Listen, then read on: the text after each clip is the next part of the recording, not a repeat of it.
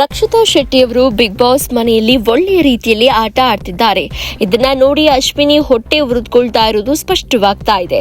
ಈಗ ರಕ್ಷಿತಾ ಅವರನ್ನ ತುಳಿಯಲು ಜಾನ್ವಿ ಹಾಗೂ ಅಶ್ವಿನಿ ಪಣ ತೊಟ್ಟಂತೆ ಇದೆ. ರಕ್ಷಿತಾ ಶೆಟ್ಟಿ ಹೇಗೇಗೋ ಆಡ್ತಿದ್ದಾರೆ ಅಂತ ಅವರ ವಿರುದ್ಧ ಕತೆ ಕಟ್ಟಲು ಮುಂದಾಗಿದ್ದಾರೆ. ಈಗ ಇವರ ವಿರುದ್ಧ ರಕ್ಷಿತಾ ಶೆಟ್ಟಿ ತಿರುಗಿ ಬಿದ್ದಿದ್ದಾರೆ. ರಕ್ಷಿತಾ ಶೆಟ್ಟಿ ಅವರು ಬಿಗ್ ಬಾಸ್ಗೆ ಬಂದ ವಾರವೇ ಹೊರ ಹೋದ್ರು. ಸೋಷಿಯಲ್ ಮೀಡಿಯಾದಲ್ಲಿ ತಪ್ಪು ಮಾತನಾಡಿ ಫ್ಲೂಕ್ನಲ್ಲಿ ಫೇಮಸ್ ಆದವರು ಎಂಬ ಪಟ್ಟವನ್ನ ರಕ್ಷಿತಾ ಶೆಟ್ಟಿಗೆ ಜಾನ್ವಿ ಕಟ್ಟಿದ್ರು. ಈ ಮಾತು ರಕ್ಷಿತಾಗೆ ಸಾಕಷ್ಟು ಬೇಸರ ಮೂಡಿಸಿದೆ.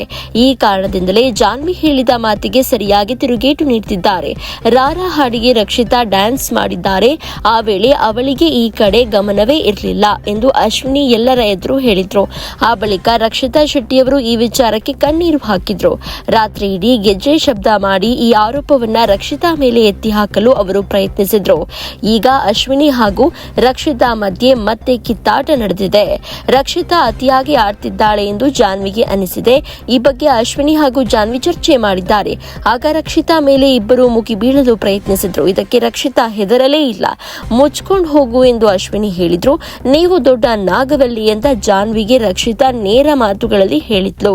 ಈ ನಾಟಕಗಳನ್ನ ಬಾತ್ರೂಮ್ನಲ್ಲಿ ಇಟ್ಕೋ ಅಂತ ಅಶ್ವಿನಿ ಅವರು ರಕ್ಷಿತಾಗೆ ಹೇಳಿದ್ರು. ನಾನು 100 ಬಾರಿ ಹೋಗ್ತೀನಿ, ನಿಮ್ಮ ಮನೆಯ ವಾಶ್ರೂಮಾ ಅಂತ ರಕ್ಷಿತಾ ಪ್ರಶ್ನೆ ಮಾಡಿದ್ದಾರೆ. ರಕ್ಷಿತಾ ಗುಂಡಿಗೆ ಬಗ್ಗೆ ಅನೇಕರು ಮೆಚ್ಚುಗೆಯನ್ನ ಸೂಚಿಸಿದ್ದಾರೆ. ಮತ್ತಷ್ಟು ಸುದ್ದಿಗಳಿಗಾಗಿ ನೋಡ್ತಾ ಇರಿ ಪಬ್ಲಿಕ್ ನ್ಯೂಸ್ 24x7. ಇದು ಸತ್ಯದ ಧ್ವನಿ.